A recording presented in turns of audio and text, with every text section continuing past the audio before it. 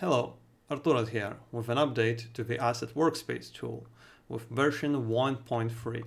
So I have a couple of updates for you. The first update is that now there's a selector, a drop-down menu here, which allows you to quickly jump between all of the asset workspaces that you have in your project. The second update is that now the workspaces remember where you were in what position you were in the view, and when you move around and when you switch, it remembers that.